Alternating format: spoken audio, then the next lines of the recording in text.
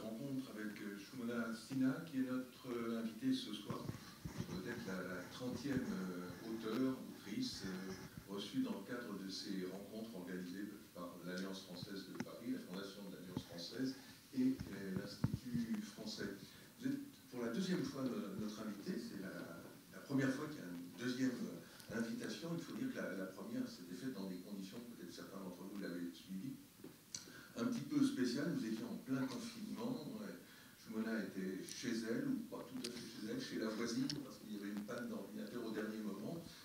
J'étais également chez moi, et puis vous tous, vous étiez un petit peu partout dans le monde, donc on était un petit peu frustrés de ne pas avoir eu de rencontre en vrai. Donc voilà, on pallie ce travers ce soir. La trajectoire de Shumona est une trajectoire très, très singulière, très exceptionnelle à bien des titres, en tant que jeune femme, en tant que jeune fille au départ, née en Inde en 1973, au Bengale précisément, et plus précisément encore à Calcutta, et la ville et le lieu sont importants. Elle fait ses études en Inde, donc confrontée aux langues indiennes, langues pratiquées par sa famille, pratiquée par elle, le bengali en particulier, pratiqué pour la poésie, l'anglais évidemment, importé par les Britanniques. Elle a obtenu un prix de poésie en bengali, et puis elle est venue en France en 2001 comme assistante d'anglais dans un premier temps, comme interprète dans un deuxième temps, puis aujourd'hui elle se consacre à la littérature, à l'écrit, et elle a publié 6 livres en français, et plusieurs anthologies de poésie bengali traduites en français et d'auteurs français traduits en bengali. Ces 6 livres, ce sont Fenêtres sur la vie, le premier livre publié en 2008, puis celui qui a un petit peu décidé de la suite de sa carrière, de diverses manières, on en parlera tout à l'heure, Assommons les pauvres, qui est publié en 2011, chez l'Olivier, de même que le suivant, Apatride, en 2014, et Calcutta, entre les deux, je les ai inversés, en 2014 et en 2017 pour Apatride. Et puis les 2 derniers sont publiés par Gallimard dans la collection Blanche, le Testament russe, et enfin celui qui va nous servir un petit peu de fil conducteur et de guide au cours de cette soirée, L'autre nom du bonheur était français. Et ce livre, ce dernier livre, c'est à la fois un essai, une sorte de journal intime, d'une certaine façon. C'est presque une autobiographie, mais ça se lit, alors c'est une formule de dire que ça se lit comme un roman. Non, ça ne se lit pas exactement comme un roman, mais en tous les cas, ça se lit très facilement, parce que ce n'est pas du tout quelque chose de pesant, c'est au contraire quelque chose de très agréable à lire et à s'enrichir avec vos propos. Alors peut-être pour commencer, parce qu'elle est très présente dans beaucoup de livres, d'une certaine façon, un petit peu en honte, il faudrait que vous nous disiez, pour faire connaissance, partir du départ, de l'Inde, de votre enfance. Quelle a été votre enfance et la petite fille que vous étiez? Elle était comment? Elle ressemble à celle que l'on voit aujourd'hui. Elle était studieuse, elle était dissipée, elle était effrontée, elle était timide, elle était comment? Bonsoir à toutes et à tous. Timide, non, timide, j'ai jamais été, hélas. Effrontée, oui. Dissipée par moments, comme beaucoup d'enfants, des rêveries, mais studieuse, oui. Je pense que j'ai eu une enfance très imaginée.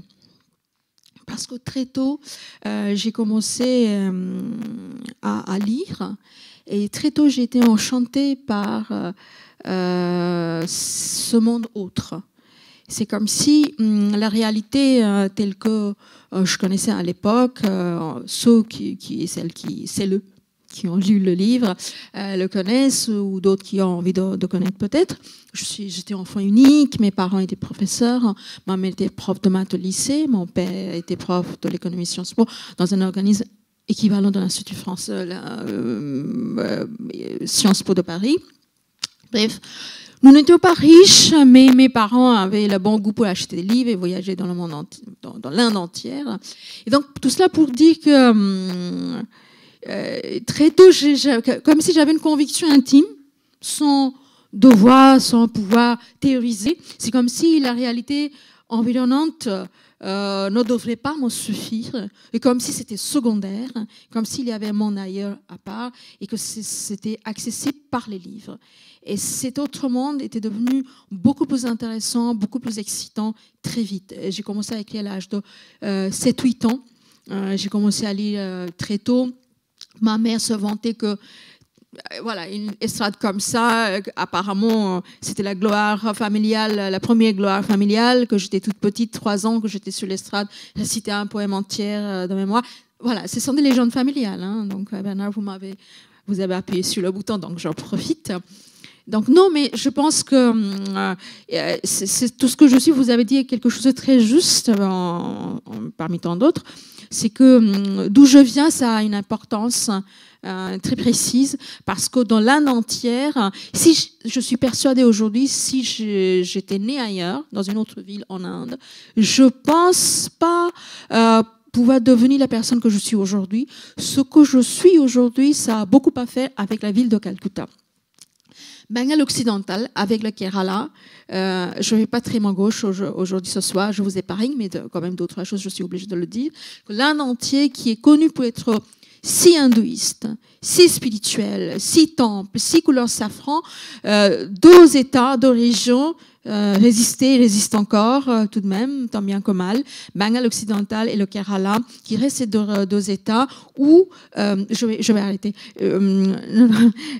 où c'était possible d'avoir une éducation laïque, d'avoir un discours autre que religieuse.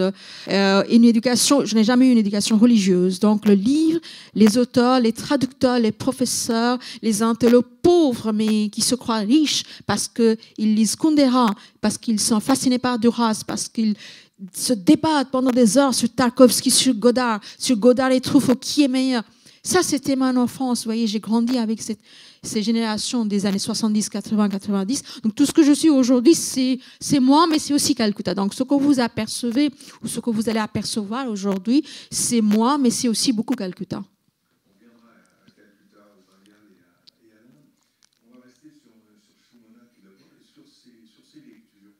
Les lectures, les premières, ce sont les parents et qui des deux? Ma mère était prof de maths, mais elle était très littéraire aussi, donc il a acheté beaucoup de livres. Nous avons encore une fois à Calcutta, enfin, je pense que la soirée, ça c'est la soirée pas Shumana Sinha, et Bernard, ça c'est la soirée Calcutta finalement un peu, Franco-Calcutta, parce que voilà. Oui, il y a toujours une gigantesque foire de livres à Calcutta. Où on a la littérature non seulement indienne, et puis indienne, il y a 22 langues officielles en Inde, vous savez, et chaque langue a sa grammaire, sa littérature, richesse dans la langue vernaculaire, mais aussi la littérature en Indian English, et puis littérature du monde, africaine, américaine, maghrébine, française, espagnole, italienne. Donc, c'est toutes ces littératures du monde étaient disponibles grâce à la traduction. Et voilà, donc mes parents achetaient des livres. Oui, à la maison. J'étais à la rue, j'étais à la foire, vous voulez absolument m'amener à la maison. Donc voilà, à la maison, oui, mes parents achetaient des livres. J'ai grandi avec des livres du monde entier, traduits en bengali ou en anglais. Je pense que vers l'âge de 19 ans, je tombe sur un livre de Amos Tutuala. Il y a quelqu'un qui voudrait vous dire quelque chose?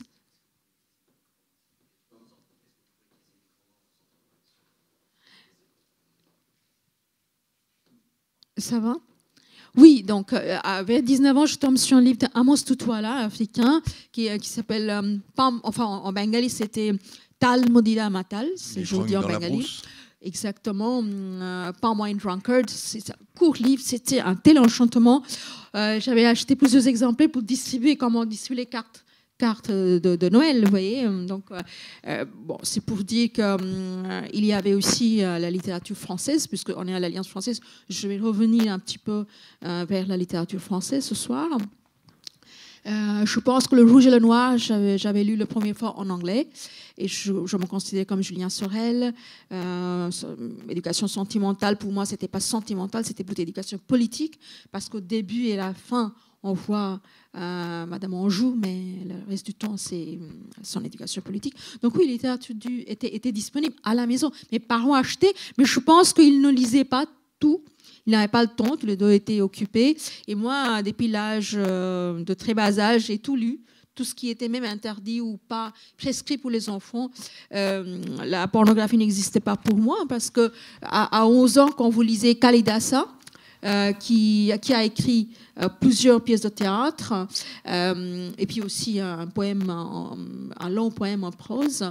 Et si vous lisez Kalidasa, sa poésie, ses pièces de théâtre, il y a dizaines de pages de description de nuit de noces entre un dieu et une déesse. Donc après, tout vous paraît plutôt gentil. Et mais en même temps, vous le dites dans votre livre, la poésie, la littérature est présente, j'allais dire presque à table dans le quotidien. On récite, vous dites, on récite T.S. Eliot, le papa cite volontiers les poèmes d'Ho Chi Minh. Enfin bon, il y a une présence littéraire et politique très, très rare d'une certaine façon, non ?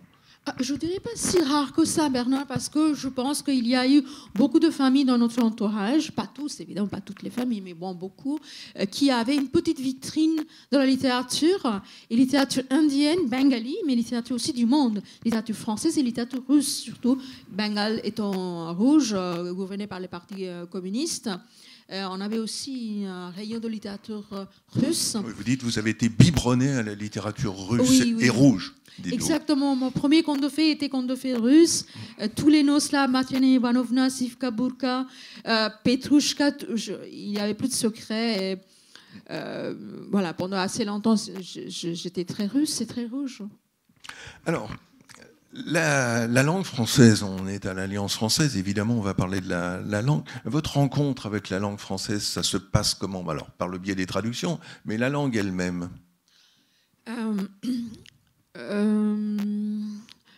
je pense qu'il se passe quelque chose dans l'inconscient.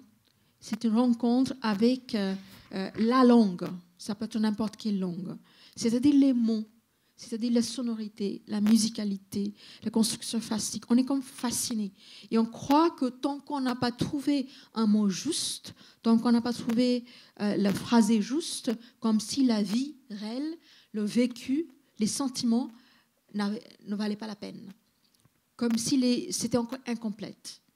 La vie est restée incomplète tant qu'on n'a pas trouvé le mot juste pour le décrire. Et ça, c'est une conviction intime pour tous ceux qui s'intéressent à la littérature de façon charnelle, passionnée, pas pour des raisons uniquement professionnelles. Voyez.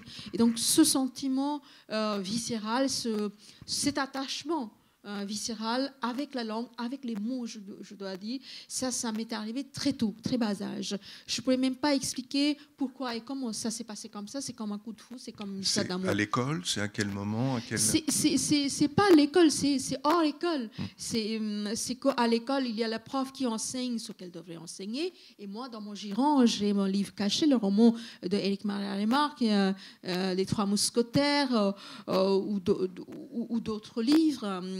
Surtout russe. Je suis à l'Alliance française, je n'ose pas trop, mais à ce moment-là, je lisais vraiment la littérature russe. Donc, tout ce qui était Tchekhov, Dostoïevski, Tolstoï, mais aussi surtout Maxime Gorky. Maxime Gorky, on le connaît par Le Mercourage, mais moi, je préfère sa trilogie autobiographique qui s'appelle My Childhood, My Apprenticeship and My Universities. Mon enfance, mon adolescence et sur le chemin de l'univers, je le traduis tout de suite sur place. Ça, il y a des centaines et des centaines de personnages dans cette autobiographie-là. Et aucun de ces personnages n'est ni complètement bon, ni complètement mauvais. Il y a des bandits, il y a des vauriens, il y a des malfrats, il y a des prostituées, il y a des folles et des fous. Même le grand-père, il n'est pas très crédible, il le fouette avec une branche, parce que Maxime Gorky était délaissé par sa mère, jeune mère. Le père était décédé il avait 3 ans. Et la mère, jeune mère, elle est partie à Moscou pour refaire sa vie, en laissant Maxime Gorky avec ses grands-parents maternels à Nizhny Novgorod, à banlieue de Moscou. Bref, quand je lisais, quand je relis Maxime Gorky, pour moi, c'est ça me redonne la foi à ce que je fais. C'est-à-dire, je ne cherche pas à créer des héros et des héroïnes exemplaires. Vous voyez, ce qui m'intéresse, c'est les failles, les fissures, les faiblesses des gens. Malgré cela, qu'ils réussissent quelque chose, ils se remettent debout. Et c'est ça ce que j'ai trouvé en lisant Maxime Gorky quand j'étais enfant et adolescente. Vous nous avez dit un petit peu la fascination qu'avait exercée la langue française d'une certaine façon sur vous, très, très jeune. La langue anglaise n'a pas eu cette même fascination? Vous voyez, j'ai l'esprit, selon les jeunes, vous dites chemise blanche, je dirais chemise noire. Vous m'avez parlé de langue française, j'ai parlé de la littérature russe. Là, vous me parlez de langue anglaise, j'ai envie de parler de la littérature française. Mais je vais vous répondre quand même. C'est gentil. En faisant un tournée. Je vous en prie. Donc, non, mais c'est que... non, mais l'anglais était acquis. C'était considéré, c'était omniprésent. La Constitution indienne, c'est la copie-collée de la Constitution britannique avec quelques mots empruntés de l'URSS, de l'époque, socialisme, république, etc. Mais c'était comme acquis, c'était omniprésent, elle était là. Il n'y avait pas le goût d'aventure, il n'y avait pas l'excitation d'aller chercher, aller vers l'autre, aller vers l'inconnu. Et pour répondre maintenant à votre précédente question, c'est que, oui, quand j'avais 14 ans, dans un journal quotidien, c'était un journal de droite, un peu comme Figaro, mais le dimanche, il y avait un récit de séjour, un récit de voyage, proposé, écrit par écrivain bengali, poète, romancier, essayiste, vraiment le pape de la littérature bengali, qui est décédé il y a quelques années, qui s'appelle Shunil Gangopatay. Vous n'allez pas retenir le nom, mais je le dis quand même par plaisir. Et Shunil écrivait, publiait un récit de séjour. Et Shunil, quand lui, il avait 27 ans, il était invité à l'université de Iowa pour participer à un atelier écrivain, un atelier d'écriture pendant 1 an. Et là, dans le campus, il tombe sur une Française, comme par hasard. Donc, il n'y a pas d'Américain, Canadien, Allemand, mais juste une Française sublime, fantasque, passionnée de la poésie. Marguerite, en tout cas, c'est tel que Chunil l'a présenté. Il ne faut pas oublier que Chunil est romancier, Chunil est poète. Donc, il a inventé sa Marguerite, blonde, belle et fantasque, très, très poétisée. Et donc, Chunil était initié à la poésie française par Marguerite. Et depuis, il est tellement toqué, il est tellement passionné. Il est revenu plusieurs fois en France, Chunil, et Chunil publie ce récit de séjour. Et quand moi, j'avais 14 ans, avec mes camarades de classe, on dévorait ce récit de séjour. Et quelque part, je m'étais dit que, voilà, ce qu'il faut faire, c'est de vivre à Paris. Je n'ai pas pensé à la France, parce que pour moi, à cette époque-là, la France était Paris, Paris était France. Je voyais le pays à travers la plume d'un poète, qui lui-même était fasciné par la plume d'une Française. Donc voilà, c'est à 14 ans, quelque part, ça a été, je ne dirais pas décidé, mais c'était murmuré quelque part dans l'inconscient que j'allais vivre à Paris. Alors il y a un passage dans votre livre où vous évoquez pourtant une professeure de littérature anglaise qui est quasiment métamorphosée par ses lectures.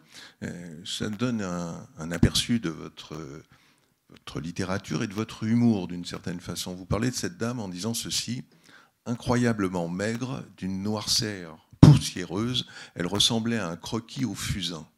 Le blanc invariable de son sari répondait à sa pauvre chevelure qu'elle attachait en un minuscule chignon.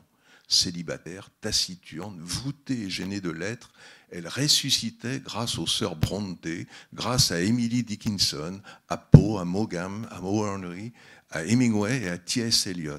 Grâce aux mots empruntés d'une langue étrangère de l'époque ancienne, elle redevenait vivante, vivace et gaie. Donc la langue française elle marchait bien avec cette dame, qui était très gentille avec vous. Vous dites, là après c'est vous-même dont il s'agit, vous dites ceci, vous parlez de vous, maigre et noiraude comme un clou rouillé, je lui ressemblais, telle la fille qu'elle n'avait jamais eue. Je ressentais moi aussi les mots résonner dans mon corps. Donc vous, allez-y, sur cette femme-là qui était bienveillante avec vous. Elle était particulièrement bienveillante et je vous écoute lire mes phrases et je la vois et c'est vraiment, je regrette sincèrement qu'elle n'a pas pu voir, qu'elle n'a pas pu me voir grandir parce qu'elle aurait été vraiment heureuse. Elle était d'une générosité incroyable. Elle nous a initiés à la littérature. Et elle était plus que prof. Elle nous initiait par son émotion, par son intelligence. Une femme vraiment brillante. Donc oui, je pense que notre vie fait des rencontres. Il y a des rencontres qu'on ne se rend pas compte, dont l'importance nous échappe sur le moment. Et plus tard, ce que j'ai écrit, tout ça, je ne lui ai pas dit, mais on savait qu'on s'aimait, on s'appréciait. Elle m'affectionnait, que je l'admirais. Ça, c'était fait. Au moins, ça, je ne regrette pas. Ça a été dit quelque part. Vous voyez, cette affection-là, elle était là, elle était bien vivante. Mais bon, après, il y a des rencontres tout au long de la vie. J'ai eu la chance de tomber sur des gens, faire des rencontres, des gens généreux, des personnes généreuses, et qui m'ont sans doute apporté quelque chose qui fait que ce que je suis aujourd'hui. Alors, parmi celles-ci, il y a Lionel Ray. Vous dites mon histoire avec la langue française est indissociable de mon histoire avec Lionel Ray. Lionel Ray, poète français, Goncourt de la poésie, très, très grand poète. Et vous dites que la poésie de Lionel Ray a été pour vous un éblouissement, puis la personne aussi, parce qu'il est devenu votre mari, vous le racontez dans votre livre. Dites-nous un petit peu la place, l'importance de Lionel Ray pour vous. Il a été décisif. Oui, parce que la place de la poésie est toujours importante dans ma vie, en tant que lectrice et puis aussi en tant qu'écrivain, écrivant. Ce que je fais, je dis pas que je suis écrivaine ou autrice, je dis j'écris des livres. Donc oui, c'était très important parce que j'ai lu de la poésie depuis mon adolescence, j'ai écrit un peu, et puis très vite j'ai compris que j'étais un poète raté parce que j'ai envie de raconter des choses, j'ai envie de raconter des histoires, parce que la poésie est une mise à nu. La poésie nous rend tellement vulnérables, et c'est comme si j'avais besoin des pages remplies, comme me fortifier, comme m'entourer. Eh bien, j'ai continué à traduire. Quand j'étais en Inde, je faisais mes études, et puis quand je suis à Paris, à Calcutta déjà, j'ai traduit Yves Bonnefoy. Et quand je suis arrivée à Paris, je préparais mon anthologie de poésie française contemporaine en bengali. Et je commençais à traduire, et comme ça, je suis tombée sur l'œuvre de Lionel Ray, et c'était un éblouissement. Et quelque chose de... C'est pour ça que je reviens de ce qui nous échappe, vous voyez. Il y a certainement, je peux parler pendant des heures pour expliquer pourquoi et comment j'écris, mais il y a certainement quelque chose que je ne peux jamais vous expliquer parce qu'il m'échappe à moi-même, parce que pourquoi on écrit, pourquoi on traduit, pourquoi on est fasciné par les mots. Si je n'écris pas, les jours que je n'écris pas, je ne me sens pas bien. Le seul moment où je suis vraiment heureuse, ou quand je suis en train de travailler sur un texte et que je trouve les mots justes et que les mots justes viennent. Et donc, de la même façon que je traduisais aussi, je ne peux pas vous expliquer pourquoi et comment parmi 60... il y a 69 poètes français dans cette anthologie. Parmi tous ces poètes fantastiques, Michel Deguy, Claude Micheloni, André Velter, je peux citer plusieurs, Vénus Krigata, Hélène d'Orient. Pourquoi j'ai eu ce contact quasi inconscient avec la poésie de Lionel Ray. Donc, quand je traduisais, ça paraissait comme si ça a été écrit directement en bengali. Oui, quelque chose d'extrêmement fluide, naturel, en même temps, ça gardait la voix de Lionel Ray. Bon, ça, c'est la rencontre avec la poésie. Hein. Vous avez compris que je n'ai pas encore parlé de la rencontre avec le poète. Moi, ça a été fait, j'ai vécu. C'est fait. Hein. Maintenant, je n'ai pas trahi ni les poètes ni la poésie, mais la poésie reste quelque part.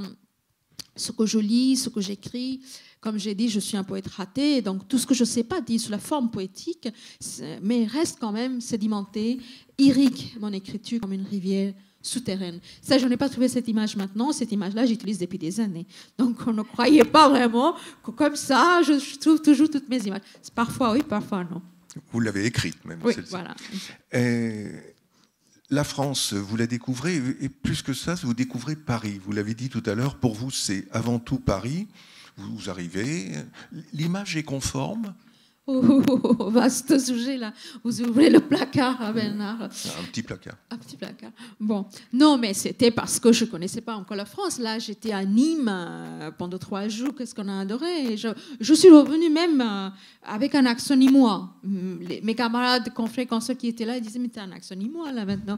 Donc voilà, j'ai voyagé dans d'autres villes de France que de la France et j'ai beaucoup aimé. Mais Paris, c'est un peu particulier quand même.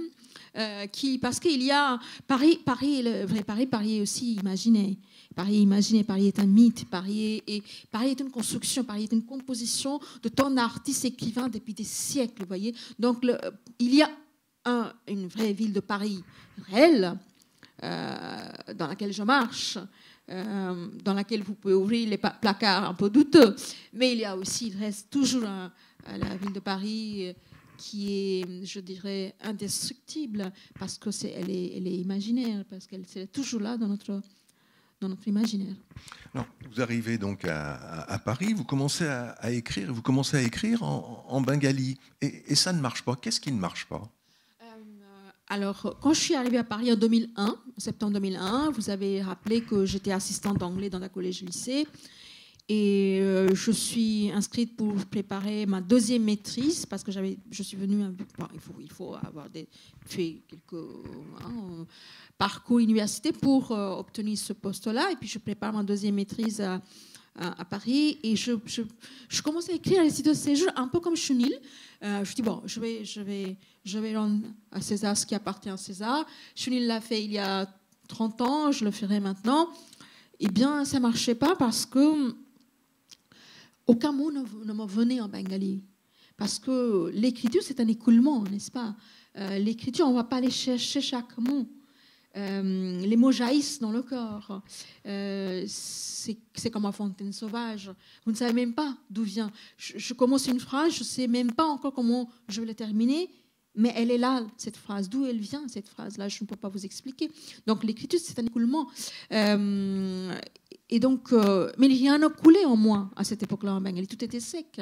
Et je me rends compte qu'inconsciemment, j'étais en train de penser en français et inconsciemment, j'étais en train de me traduire de français en bengali. Et dans les rêves, on dit souvent, est-ce que vous rêviez en français? Vous rêvez dans quelle langue? Apparemment, on rêve dans aucune langue parce que le rêve est une langue sourde. Les rêves possèdent une langue sourde. Mais on a l'impression de courir, on a l'impression de tomber, on a l'impression aussi d'entendre des paroles.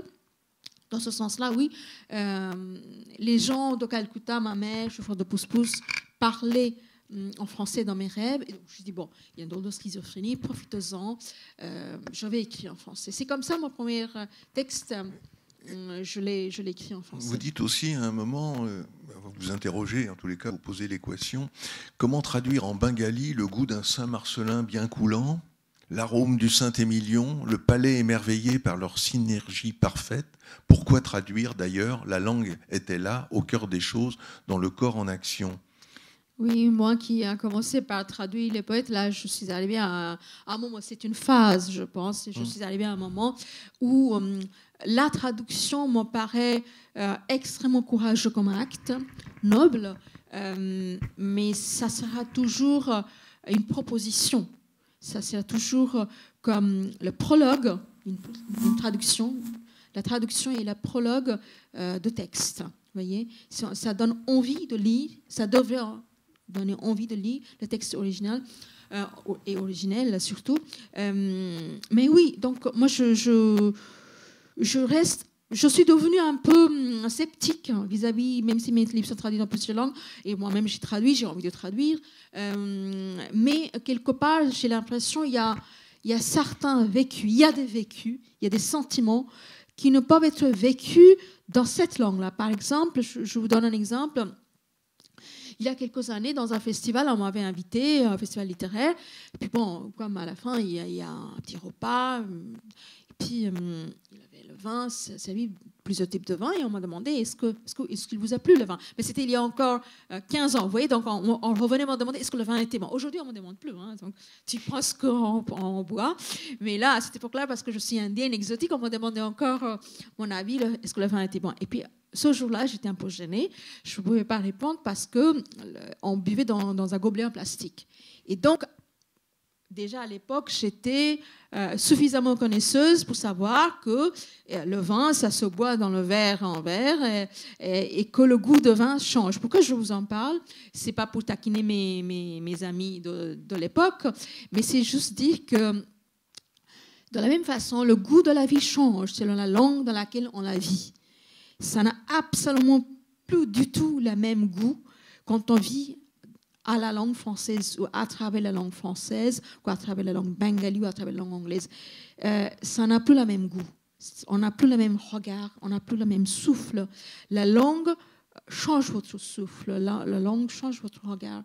Si on sait une langue, elle est vivante parce qu'elle vous transforme, vous n'êtes plus. Moi, on me demande, est-ce que vous êtes française? Je suis sur papier, je suis française de cœur aussi, mais je ne serais pas tentée de dire à quel point je suis comme un tube de laboratoire, à combien de pourcentage je suis encore indienne et combien de pourcentage je suis devenue ou en train de devenir française. Déjà, pourquoi? Parce que l'identité, c'est un concept qui ne devrait pas être figé. C'est un concept naissant, un concept qui change constamment. C'est le concept sartrien, parce qu'on devient, on est constamment en état de devenir.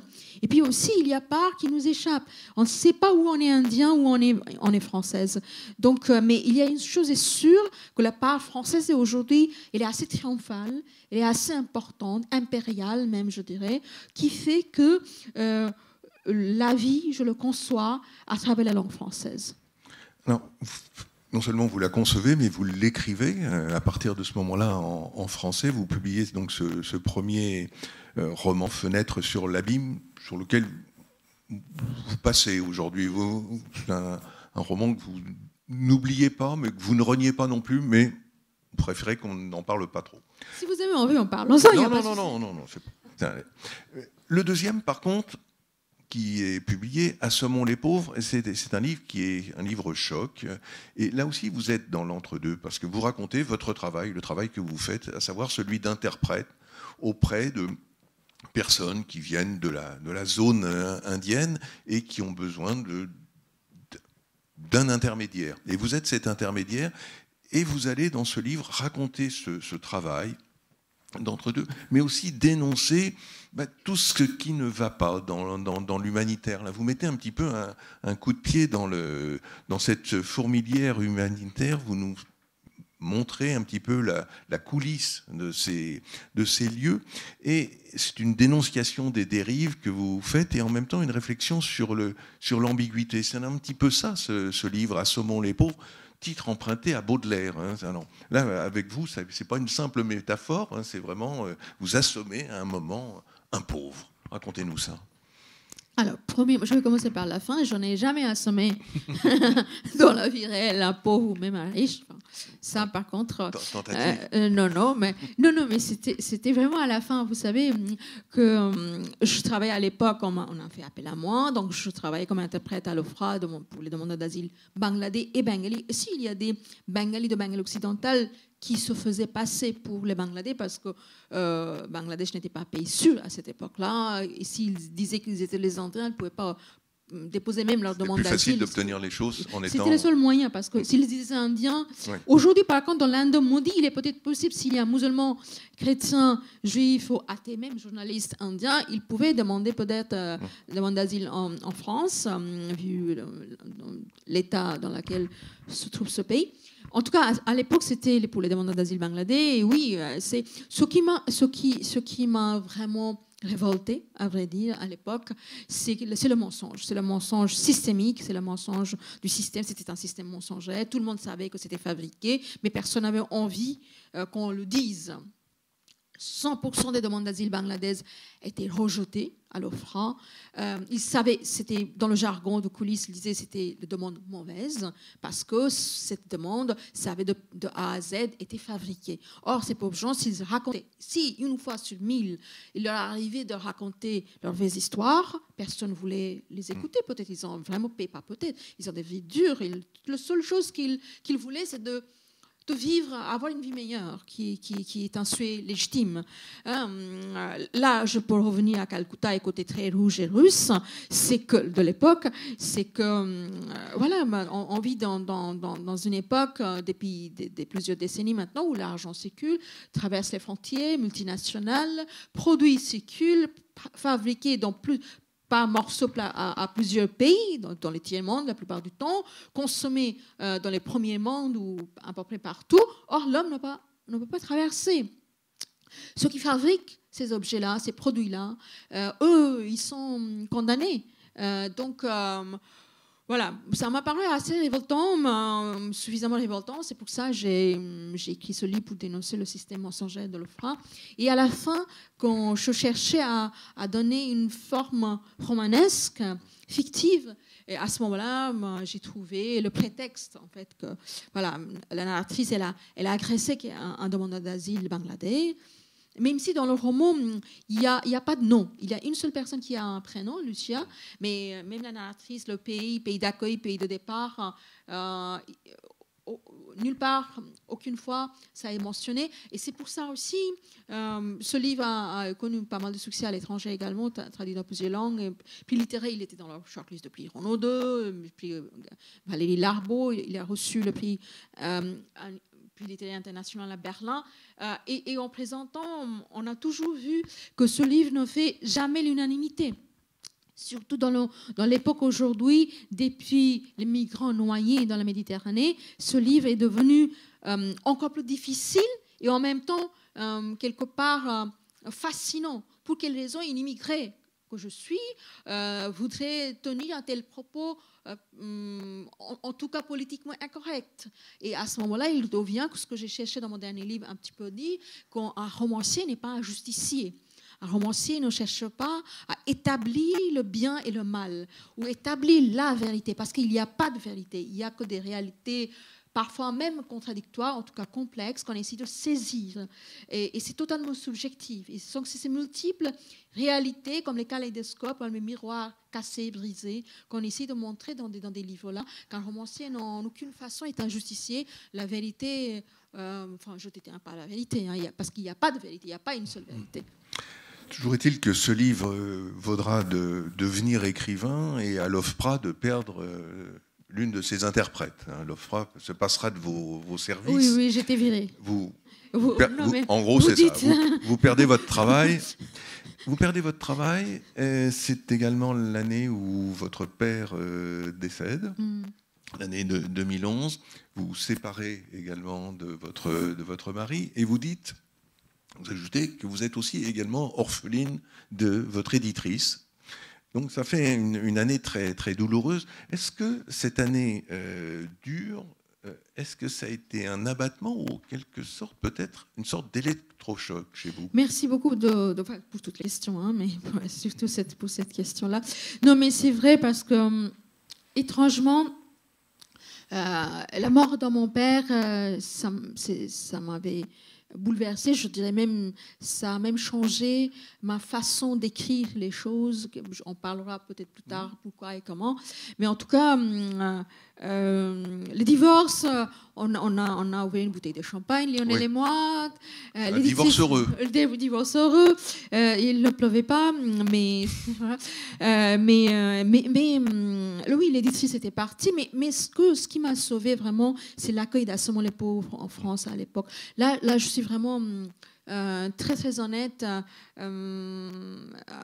quand je dis que je suis vraiment reconnaissante envers les journalistes, les critiques littéraires qui a écrit des pages, qui m'a accueilli dans des émissions, parce que les mots nous sauvent. À nouveau, ça a prouvé, ce n'est pas seulement les mots que j'ai cherchés enfant, adolescente, ensuite traductrice, ensuite en écrivant, devenue autrice, et même les mots prononcés par les autres, écrits par les autres, c'est comme les cadeaux, ça vient, ça nous retient, ça nous empêche de tomber.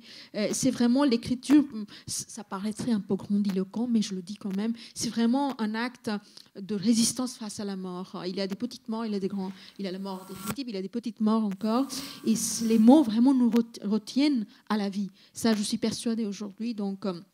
oui, c'était une année finalement fantastique. Alors la suite va être liée avec le décès de votre père, puisque le prochain livre, Calcutta, c'est l'histoire d'une jeune femme qui doit vous ressembler un peu quand même, qui s'appelle Trisha dans le livre, et qui retourne à Calcutta pour les funérailles de son père. Pourquoi avoir choisi un double ? J'avais écrit en première personne et puis il me manquait la distance, il fallait que je puisse décrire le personnage, la narratrice, dans ses défauts, dans ses failles, dans ses fêlures, la part d'ombre. Elle est enfant, elle est adolescente, elle grandit, donc il me fallait vraiment un personnage romanesque, construit. Distance, tout simplement. Et puis je parlais tout à l'heure, on disait que pour père, c'est le feu. C'est le feu, parce que quand mon père est décédé, on sait en Inde, chez les hindous, je viens d'une famille hindoue, même si je suis athée et archi-athée, mais bon, dans la famille, c'était que mon père a dû subir, je dois vraiment dû subir le rituel de création, comme j'ai pratiqué chez les hindous. Donc, et c'est la première fois comme si je découvrais le rituel, même si je connaissais le rituel depuis mon enfance, et c'est que vous avez une personne que vous avez aimée toute votre vie, vous avez l'image dans ce corps intact, et puis après quelques 3 heures d'attente au crématorium, on m'apporte un tas de cendres, et ça c'est mon père. Donc c'est comme si on m'arrache l'idée même du père, on me vole l'image de mon père. Donc c'était quelque chose d'assez traumatisant sur le moment, mais quelque part le feu est entré en moi, et dans tous mes livres le feu revient. C'est aussi un livre qui parle, alors cette fois vous avez un petit peu anticipé les choses, mais qui parle de Calcutta, du Bengale et de cette singularité bengali. Dans ce monde indien, il y a cette singularité, et c'est ce que vous voulez mettre en avant. D'ailleurs, le titre le prouve, c'est Calcutta, c'est pas une autre ville, ça ne pourrait pas se passer ailleurs, c'est à Calcutta. Et il y a un autre élément qui est important aussi, c'est d'une certaine façon, donner une vision politique de l'Inde, de renverser peut-être la vision que nous, occidentaux, nous avons ou nous avions de l'Inde. En particulier, je pense à sa dirigeante de l'époque, je pense à Indira Gandhi. Donc ici en France, on avait une idée, je vais dire, plutôt positive, et là, vous en faites un portrait qui est moins positif. Oui, il y a plein de choses à dire là-dessus. Je commençais par vous citer un auteur indien, qui est formidable, si vous pouvez lisez-le, si certains connaissent déjà, qui s'appelle Tarun Tejpal. Il a écrit plusieurs livres. Il était fondateur d'un journal qui ressemble un petit peu à Mediapart. En Inde, ça s'appelle Tehelka. Et il s'appelle Tarun Tejpal. Et le livre dont je vous parle s'appelle Loin de Chandigarh. En français, on a traduit Loin de Chandigarh. Et en anglais, c'était Alchemy of Desire. C'est un livre fabuleux, presque 800 pages. Et moi, pourquoi je parle? Parce que pour moi, même Arundhati Roy dans God of Small Things, Dieu de petits riens, qui est fantastique, mais j'ai trouvé Tarun Tejpal, c'était presque pour moi le seul et le premier à critiquer si ouvertement Indira Gandhi et le parti Congress qui a gouverné l'Inde depuis l'indépendance de l'Inde. Alors oui, pour parler de moi, dans ce roman-là, et puis en apathie aussi, je reprends très facilement les personnages politiques, les dirigeants actuels ou des décennies précédentes. Et c'est vrai qu'Indira Gandhi, je pense que de l'Inde, en général, l'image qu'on garde, l'image qu'on nourrit, c'est que l'Inde spirituelle, quand on parle de l'Inde, c'est yoga, c'est méditation, ashram, etc. Mon nouveau roman d'ailleurs parle de cela, que je viens d'achever l'écriture.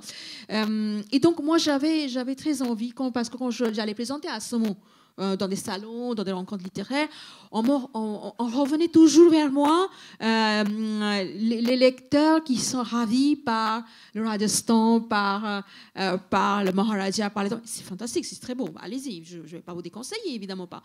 Mais tout de même, il faut grandir un peu. C'est pas les contes de fées pour les adultes. Il y a l'Inde, c'est multiculturel, multilinguiste. L'Inde n'est pas seulement hindouiste.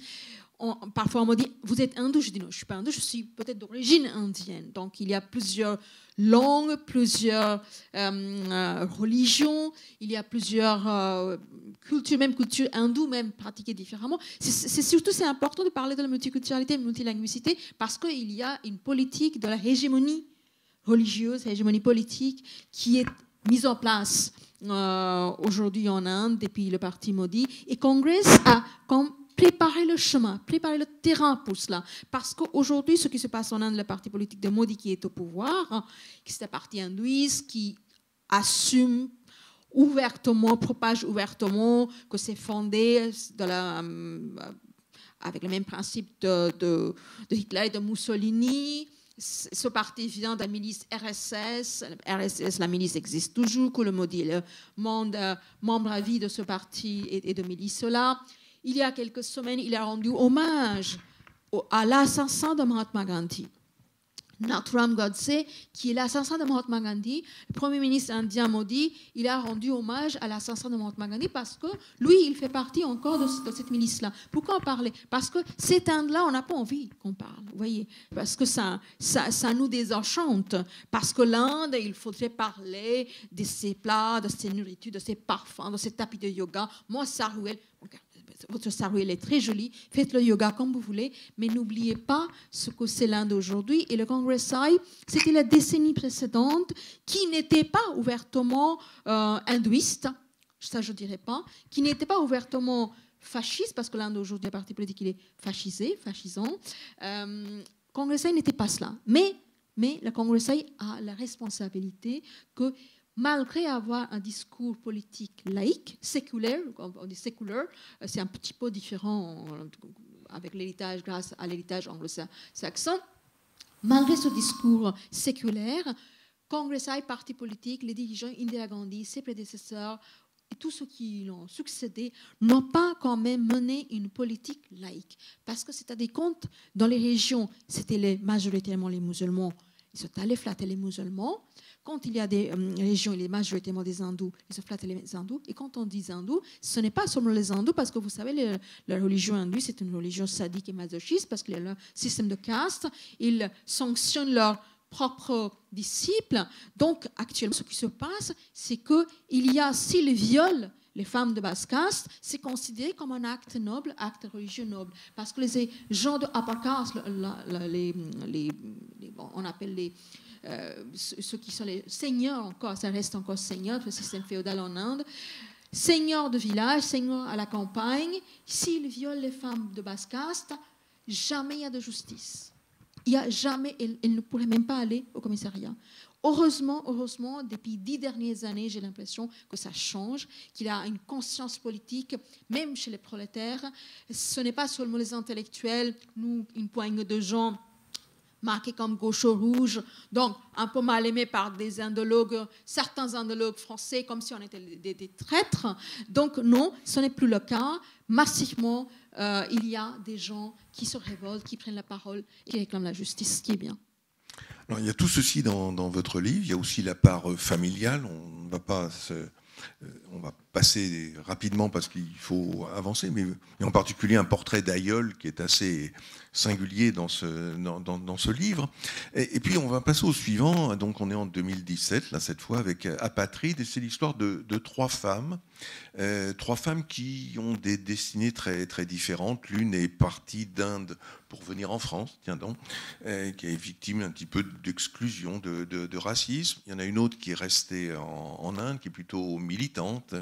Et puis il y a une troisième, une femme qui part en Inde en quête d'identité. L'idée de départ, c'est quoi? C'est ce que je venais de dire, pour une fois, ça me permettra de faire l'enchaînement. C'est que, c'est une discussion à bâton rompu, hein, vous avez compris. Donc là, quand on parlait des cas de viol, violence faite aux femmes, il y a eu ces derniers temps, on m'a demandé, mais qu'est-ce qui se passe en Inde? Il y a autant de cas de viol. Donc oui, j'avais repéré un cas tout particulier d'une jeune femme, elle avait 16 ans, elle a été violée, assassinée, brûlée vive Personne n'a su pour quelle raison. On spécule. Ça peut être ce qu'on appelle la vengeance, hein, honor justice, ou bien c'était politique, on ne sait pas trop. En tout cas, ça m'a vraiment bouleversée, ça m'a travaillé, et puis j'ai cherché un peu ces dernières années pour mon dernier livre, je fais pas mal de recherches, et puis finalement j'ai pris quelques éléments réels, et puis le reste c'est inventé, imaginé, personnage composé, et puis quand j'ai commencé à écrire, dessiner ce personnage, il y a eu janvier 2015, il y a eu Charlie, et donc moi je ne pouvais pas écrire un roman, disons, unilatéral, parler d'une femme, de la condition féminine, pour ainsi dire, sans parler de la condition féminine de la France. Et toutes les fractures sociales qui existent en France et qu'on n'a pas envie d'en parler parce qu'on va laisser sous le tapis, parce qu'on ne va pas éveiller, on va acheter la paix, on comprend bien que HP acheté dans les années 80-90, ça ne fonctionne pas. Il y a eu Charlie, il y a eu Bataclan. Moi-même, j'étais abordée plusieurs fois quand j'allais travailler comme enseignante d'anglais dans la région parisienne. On ne dit pas banlieue, il paraît que c'est péjoratif. Je préfère des banlieues, parce que tant qu'on n'assumera pas que c'est la banlieue, on ne va pas la changer. Bref, donc quand je l'ai travaillé, j'étais abordée moi-même quelquefois par les salafistes ou d'autres. Donc voilà, j'ai eu envie de parler. Il y a quelque temps, on m'avait invité dans un lycée. Je faisais les résidences d'écrivains. On voulait fêter la journée Samuel Paty. Et vous voyez, ce sont des sujets extrêmement délicats, sensibles. Et à nouveau, j'ai envie de dire, comme j'ai dit tout à l'heure, un romancier n'est pas un justicier. On n'établit pas la vérité, on ne détient pas la vérité. On cherche juste à saisir les réalités complexes, contradictoires. Donc oui, dans ces complexités-là, contradictoires, moi-même, je peux me contredire. Hein. Ce que j'ai dit dans un roman, je peux me contredire dans un autre roman, parce que je ne suis pas un essayiste et je ne cherche pas à l'être. Bref, c'est dans ces conditions-là contradictoires que j'ai écrit Apatride. Apatride. Alors, le suivant nous emmène dans quelque chose qui est à la fois du romanesque et en même temps dans l'histoire avec un grand H, parce que une histoire à la fois qui mêle fiction et totalement la réalité. Vous emmenez une jeune femme, alors c'est Tania, une jeune indienne, elle aussi, mais on part du côté de la Russie. Le livre est intitulé Le Testament russe, et il s'agit d'évoquer quelqu'un qui s'appelle Klyatchko, qui a vraiment existé, qui a été un journaliste, éditeur en Russie, qui a créé une maison d'édition, la maison Radouga, Arc-en-Ciel. J'ai appris tout ça dans vos livres, hein, je ne sais pas ça. Je vous rassure. Pourquoi avoir choisi ce personnage-là? D'où vient-il, ce Klyatchko? Comment vous est-il arrivé, à vous? Oui, en vous répondant, j'ai l'impression que c'est comme si chaque livre joue ou sert de tremplin pour le prochain. Vous voyez, comme si en terminant un livre, en répondant à des questions, en réfléchissant pourquoi et comment j'ai écrit ce livre-là, ça me donne les éléments, en tout cas, les éléments déclencheurs, en tout cas, pour le prochain livre. Donc, de la même façon, comme durant tous ces livres, on a bien compris, c'était assez noir, assez dur, c'était très, très sanglant.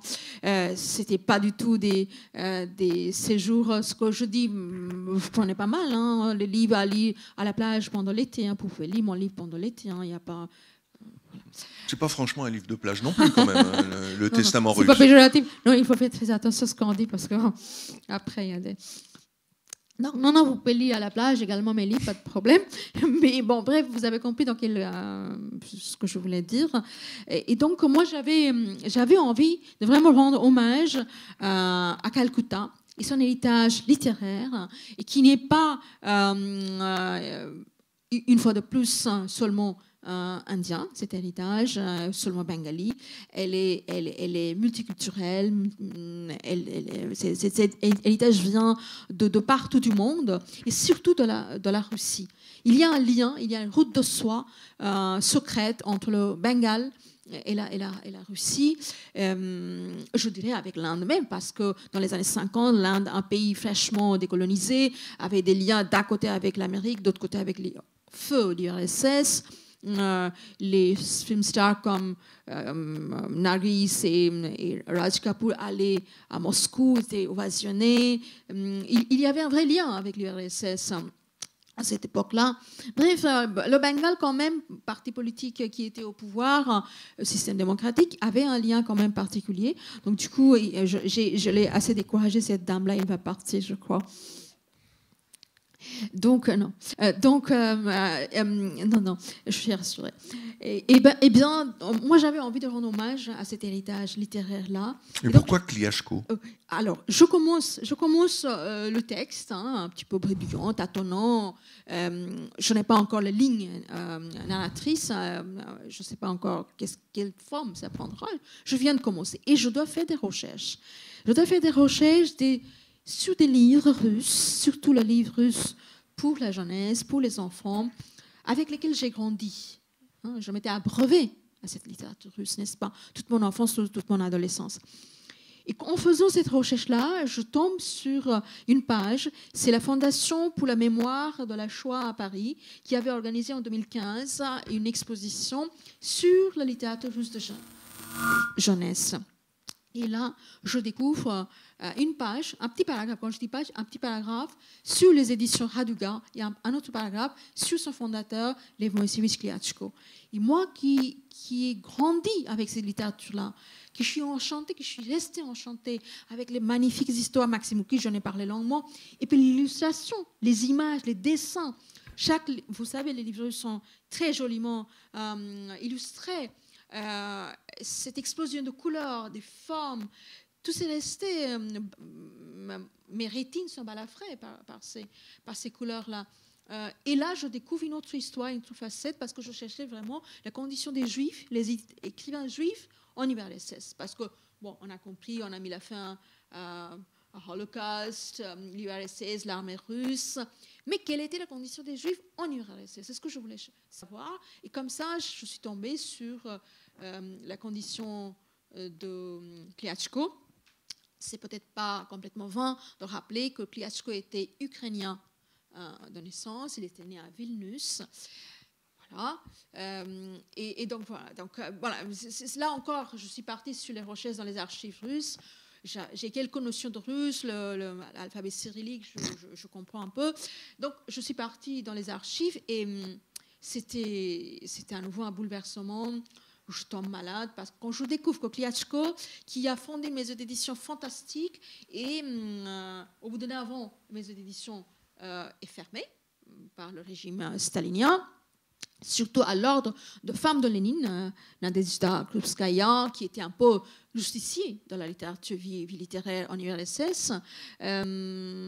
Donc, la maison d'édition est fermée. Kliatchko, on imagine dans quel état d'esprit, quel état d'âme il pouvait se trouver, parce qu'il n'y a pas d'information. Il y a sa date de naissance, il y a son lieu de naissance, quelques lignes sur sa vie en tant que journaliste, et puis la date de fondation dans sa maison d'édition, fermeture dans sa maison d'édition, et sa date de décès. Il n'y a rien de plus. Donc, je pars à la recherche, mais finalement, j'invente, j'imagine. Ce que je dis d'ailleurs dans le roman, j'invente. Et juste pour finir, il y a quand même quelque chose, une part d'une aventure humaine qui reste quand même dans l'écriture de ce roman-là, qui m'a vraiment plu, qui m'a vraiment touchée finalement. C'est qu'en faisant des recherches de Fondation pour la mémoire de la Shoah, je rentre en contact avec l'université de Princeton, dans leur bibliothèque Kodzen.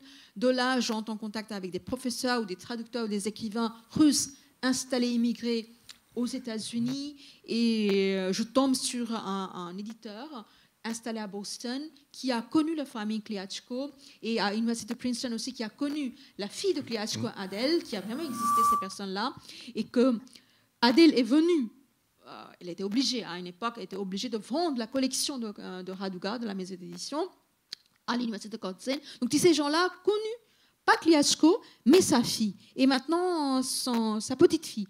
Et donc, je les contacte, je les recontacte, je leur écris, je les harcèle presque, je leur laisse un premier mail. Puisqu'ils ne me répondent pas dans 2 heures, je dis bon, je les rappelle, donc je leur laisse un premier message. Puisqu'ils ne décrochent pas, je le rappelle encore. Vous m'avez un peu compris comment je suis. Donc, ils ont des choses à faire, ces gens-là, ils ne sont pas fous. Donc, ils finissent par me répondre. À chaque étape, ils m'ont répondu, mais d'une générosité incroyable. C'est comme tendre le flambeau pour passer à l'étape suivante, vous voyez, comme un relais, de course de relais. Et finalement, je tente en contact avec... Adèle, elle est morte. Elle est morte en 2001. Et moi, j'écris le livre en 2017, fin 2018. Donc, je ne peux pas entrer en contact avec Adèle. Vous composez avec l'histoire. Je compose avec l'histoire, j'imagine. Et j'entre en contact avec l'arrière-petite-fille de Cléatchko. C'était une petite fille de Adèle. Et au téléphone... Elle a pleuré, moi j'ai pleuré. Elle n'imaginait pas que quelqu'un venu de si loin s'intéressait à sa famille. Et elle attendait que j'écrive une biographie pour rendre hommage à sa grand-mère Adèle.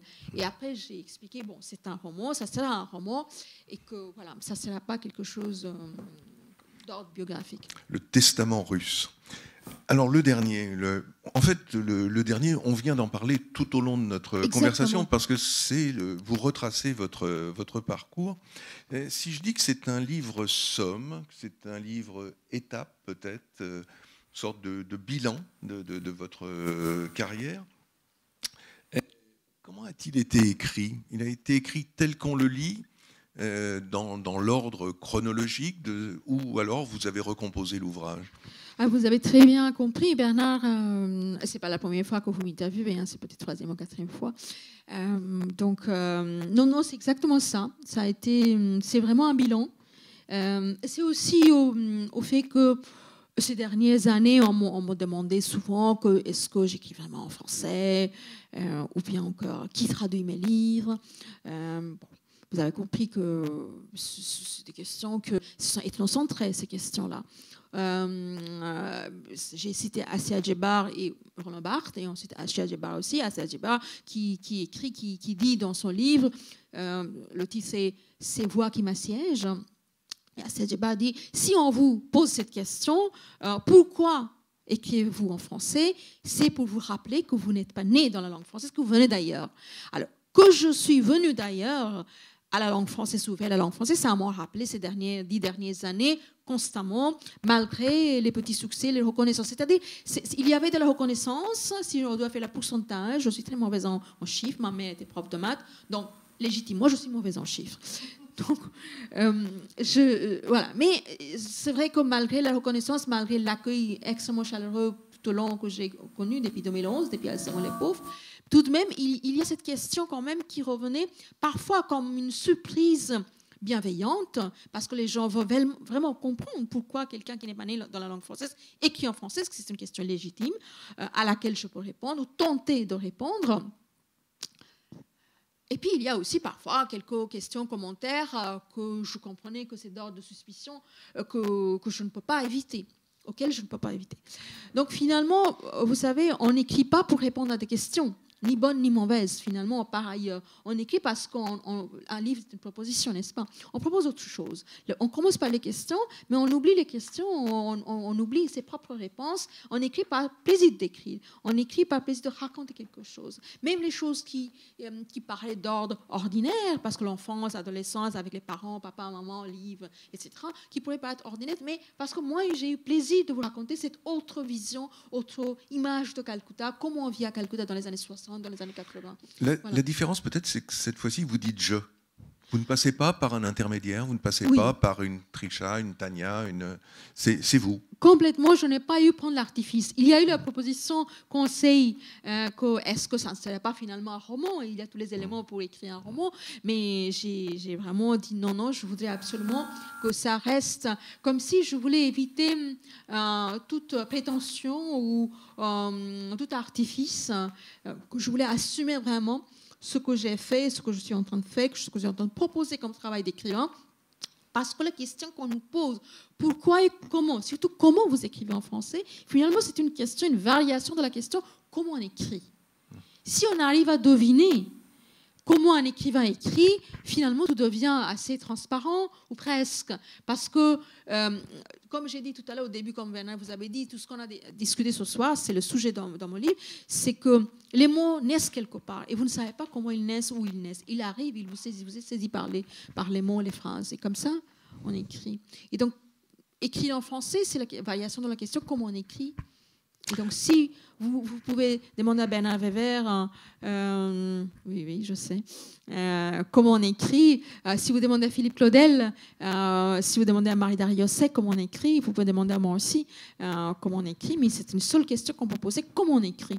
Ce n'est peut-être plus, ça devient, après un certain temps, peut-être obsolète comme question, comment on écrit en français, parce qu'on n'écrit jamais dans une langue étrangère. Ce que je n'ai pas dit depuis tout à l'heure, on n'écrit jamais une langue étrangère, parce qu'à partir du moment où on écrit, la langue n'est plus étrangère, elle ne peut pas être dehors. La langue, elle est à l'intérieur. Vous êtes habité par la langue, vous habitez la langue et vous habitez par la langue. Donc, vous ne pouvez pas écrire physiquement, charnellement, dans une langue étrangère. Donc, à partir du moment où on écrit, cette langue n'est plus étrangère.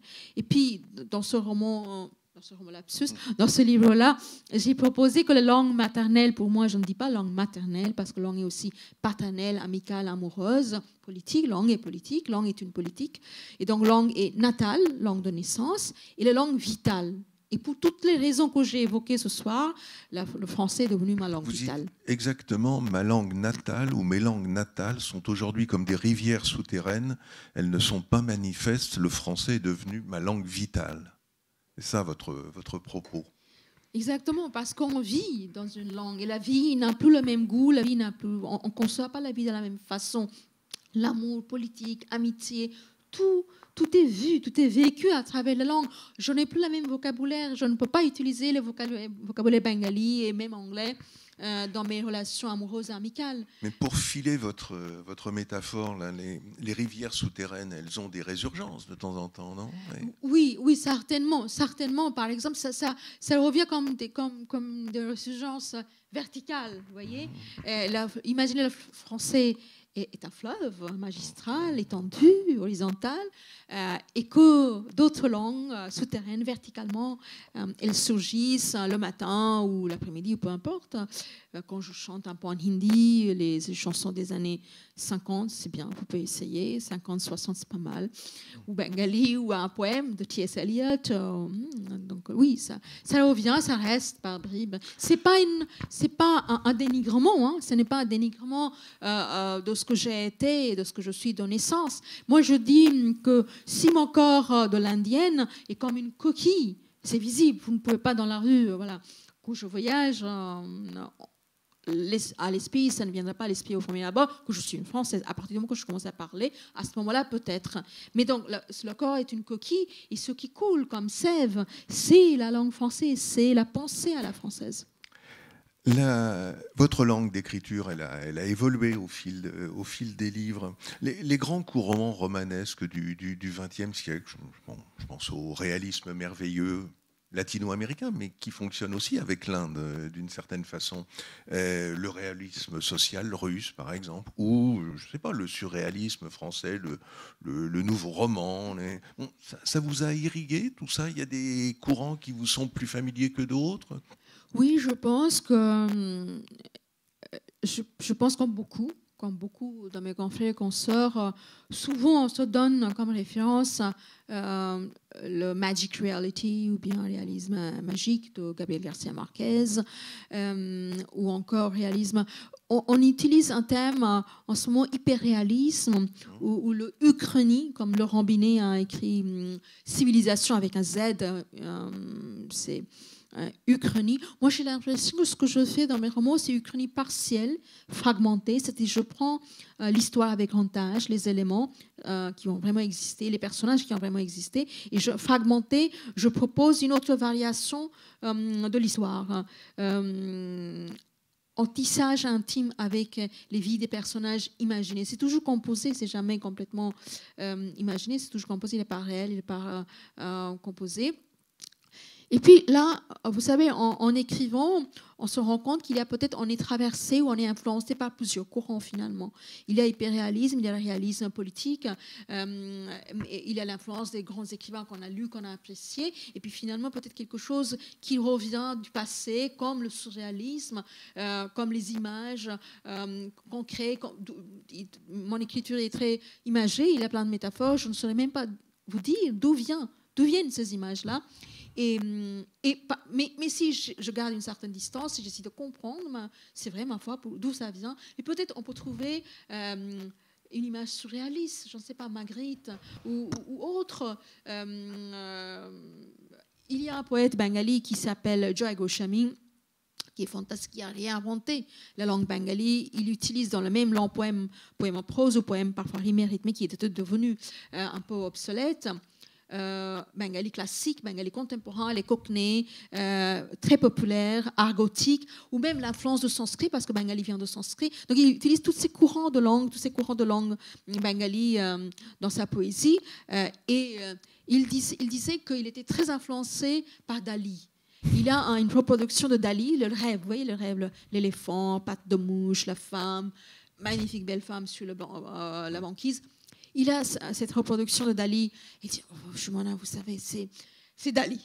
Pour moi, c'est Dali. Donc, on ne sait pas qui est influencé par qui, quelle image est restée, ou quelles sont les images, quels sont les mots, quels sont les courants littéraires qui restent comme des fragments et qui nous nourrissent. Il y a deux éléments encore dans votre écriture dont j'aimerais vous entendre parler. C'est écriture poétique, c'est évident. Il y a une place faite j'allais dire, au sens. On entend, on goûte, la nourriture à sa place. Les éléments sont très présents. Vous faites souvent un rapprochement, la pluie, le vent, le chaud, le froid. Enfin, il est question de tout ça dans vos livres. Un côté très quotidien et très, très poétique. Ça vous semble juste, ce regard ? En tout cas, je ne voudrais pas faire néo-mystique ou néo-new age, mais je suis vraiment... Je suis urbaine, je suis une vie vraiment citadine, la ville, je ne peux pas vivre...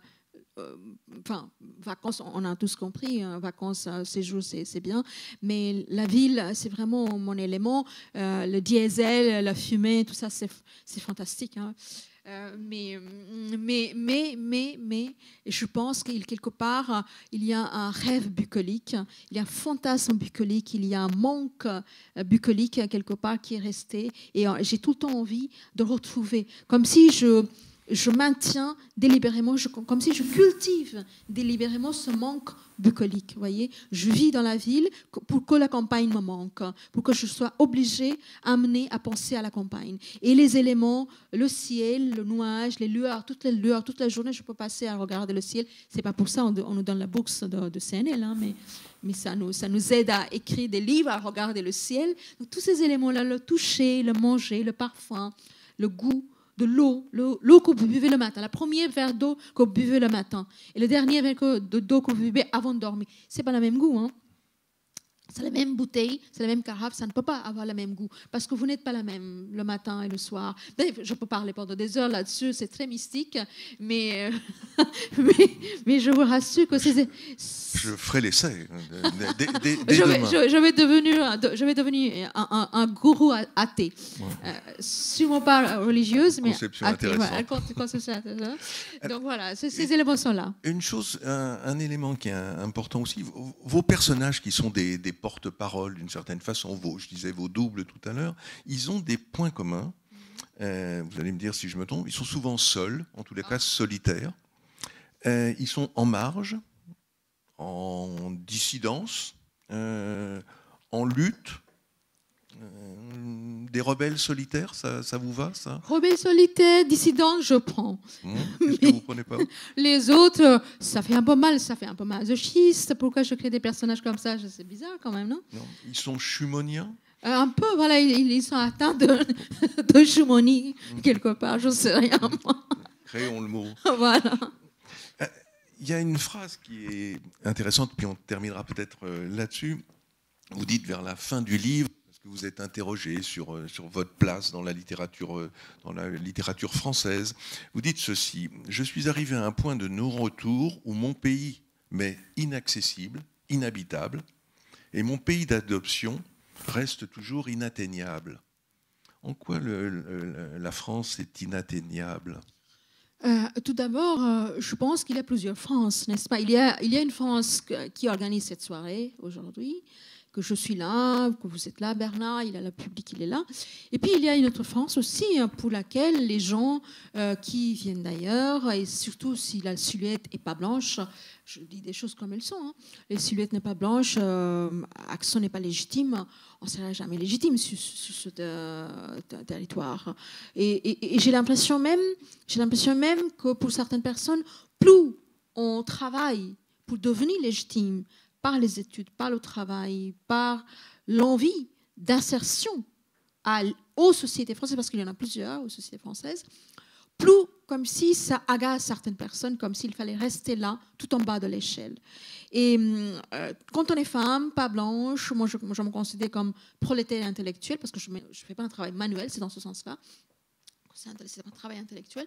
Bref, ça crée des virulences, ça crée une tension en permanence quand cette femme-là, je ne dis pas moi, quand cette femme-là circule dans l'espace urbain. Et ça, c'est un fait. Ça fait 20 ans que je vis en France. Chacun a ses réalités. Hein. Moi, je parle ce que moi, je connais. Et je sais que c'est maintenant inévitable, que ça va générer à chaque pas des tensions gérables. Et parfois, ce n'est pas gérable. Par exemple, je vais dire quelque chose qui fera mal à nous tous, hein, parce que moi aussi, je vote. Depuis que François Hollande est élu, depuis cette année-là, je vote. Mais c'est pour dire que si vous regardez les résultats des élections présidentielles précédentes, les futures, les pronostics, si on ajoute, si on accumule les deux candidats, si on fait calcul de Zemmour et Marine Le Pen ensemble, n'ayons pas peur des mots, ce sont des gros mots peut-être pour certains, un peu pour moi aussi. Donc si on ajoute Zemmour et Marine Le Pen, ça dépasse la coalition de gauche. Donc on vit dans un pays où c'est devenu une possibilité. Quand je suis arrivée en France en 2001, septembre 2001, 2002, quand Jospin était sorti de ce second scrutin, il y a une manifestation massive à Paris. J'ai marché avec mes amis d'époque. C'était une exception. C'était aberrant qu'il soit Père Le Pen. On voit son visage second scrutin. Aujourd'hui, c'est une possibilité. C'est devenu banal. Donc, ce fait politique-là, ce n'est pas anodin. Les électeurs ne viennent pas de l'Hongrie, du Pays-Bas, de l'Autriche. Ils ne viennent pas, ils ne sont pas télétransportés par la magie de la science-fiction des années 30. Ils sont aujourd'hui en France, ce sont des Français. C'est une partie des Français qui sont souvent prolétaires, de classe prolétaire, mais qui considèrent les prolétaires d'autres origines ethniques comme leurs ennemis. Donc ça, c'est la grande maestria du capitalisme, qui est multinational, qui fonctionne grâce aux multinationales, puis qui a réussi à diviser les prolétariats sur les critères ethniques. Donc si on vit cette réalité-là, je dis cette fois-ci au singulier cette réalité-là, donc forcément, en tant que moi, femme, pas blanche, je ne pouvais pas éviter ces questions-là. Vous voyez, ça serait malhonnête de ma part si j'écrivais un livre sur ma francophonie, parce que c'est un livre sur ma francophonie, ce n'est pas un livre sur la francophonie, parce que je n'ai parlé que de ma francophonie. Ce n'est pas abstrait, ce n'est pas conceptuel. Comme vous avez dit tout à l'heure, c'est à chair et en os ce que je propose comme ma francophonie.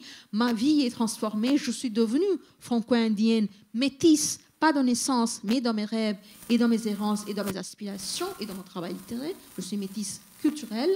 Et donc, dans ce cas-là, je ne peux pas éviter, ça serait malhonnête, de me taire sur ces questions-là qui sont peut-être moins jolies. Ça fait moins rêver, évidemment. Mais il faudrait traverser, il faudrait passer par là, il faudrait accepter qu'on est dans cette période-là en France aujourd'hui et que c'est qu'aussi les personnes qui sont racisées, comme on dit, que c'est qu'il y a quand même des faits, des expériences réelles.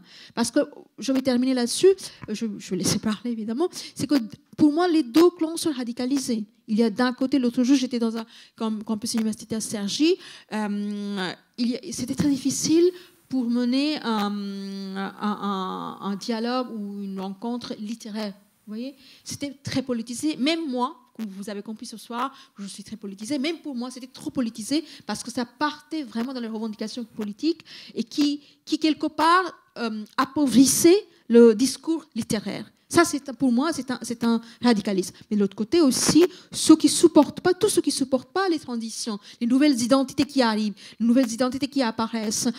Dans des films, si les personnages protagonistes principaux ne sont pas blancs, c'est considéré comme islamo-gauchiste, c'est considéré comme gâchis de l'argent d'État. Donc, ce sont des discours remplis de haine qui circulent. Aujourd'hui, il n'y a plus de complexe, vous voyez. Donc, les prochaines élections, ce qui va se passer, si on ferme les yeux, si on croit à tous ceux qui parlent, moi d'ailleurs, ce soir, si je parle de ces sujets-là, donc forcément, c'est du wokisme, c'est de l'islamo-gauchisme, je pense qu'on va faire une grosse erreur.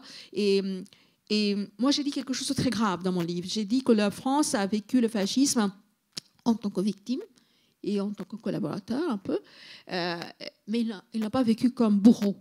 Donc, est-ce qu'il y a là dominer le corps de l'autre, créer les corps parias, créer les marginaux, vous avez dit les personnages marginalisés, créer des nouveaux marginaux, est-ce que c'est un besoin humain? Est-ce que on dit c'est pas humain, c'est inhumain, c'est humain, c'est pas des animaux, c'est des êtres humains. Est-ce qu'on a vraiment besoin de dominer le corps de l'autre, créer des nouveaux parias? Donc ce sont des questions qui, pour moi, ce sont des bons débats.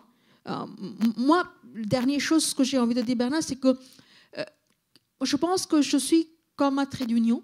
Je suis comme une femme passerelle ou écrivain passerelle. Donc, de deux côtés, il y a des clans radicalisés. Je les croise. Donc, je pense que je ne suis pas seule. Nous sommes nombreux aujourd'hui à écrire en français, venus d'ailleurs, mais écrire en français. Et il faudrait garder ce dialogue-là, préserver ce dialogue-là avec les êtres humains passerelles. Pour compléter juste ce que vous venez de dire, je finis la citation que j'avais commencé de prononcer tout à l'heure en disant « Mon pays d'adoption reste toujours inatteignable ». Vous poursuivez la phrase suivante « Ma patrie n'est ni l'Inde ni la France, mais la langue française ». On revient à ce que vous disiez tout à l'heure. Et puis autre chose, vous dites un petit peu plus loin ou un petit peu avant, je ne sais plus. Pour comprendre ma francophonie, il faut la lire dans ce contexte de violence psychique, raciste et sexiste. Et encore une troisième citation, et là j'aimerais bien votre réaction. Vous dites « Je suis de la planète bleue ». C'est où? C'est quoi la planète bleue? Oh, c'est dans l'imaginaire, c'est dans le rêve, c'est dans l'écriture, parce que malgré tout le discours très, très politisé, très musclé, les livres restent quand même notre moyen de régénération. Enfin, on renaît chaque fois. Un livre ne change pas la vie, les livres ne changent pas les vies, mais ils changent leur regard sur la vie. Et ce n'est pas anodin, ce n'est pas rien. Et ce regard-là, renouvelé chaque fois, revigoré, ce qui nous revient, ce qui nous retient à la vie, ce qui nous empêche de mourir, des petites morts, et ça, c'est important. Dernière question, tout à l'heure, quelques instants, là, je vais rentrer chez moi. Vos livres, je dois les ranger où? Sur quelle étagère? Où vous voulez. Vous avez libre choix. Vous n'aimez pas qu'on vous classe à la littérature étrangère, déjà? Vous avez le choix. C'est-à-dire, dans ce cas-là, il faut définir étranger. Si je suis entre Marquez, Neruda, si je suis entre Lorca et Nazim Hikmet, pourquoi pas? Et entre Sartre et Simenon, dans l'ordre ça alphabétique, génial. par Ça, c'est vraiment bien. Là, ça, c'est vraiment bien. Bon, on va essayer ça. Merci beaucoup, Shumona. Merci, Bernard. Merci à vous. Deux ou trois choses à vous dire. D'une part, les livres de Shumona sont sur la table de la librairie à la sortie. Ils ne demandent qu'à être achetés, dédicacés et surtout lus. Et puis, vous dire qu'en 2023, il y aura d'autres rencontres de ce type. La prochaine sera le 7 mars avec Alain Mabankou. Elle aura lieu au théâtre de l'Alliance française, juste à côté. Ça sera donc le 7 mars. Et puis, dans le courant de l'année, il y aura une sorte de déclinaison, de suivi de ces rencontres.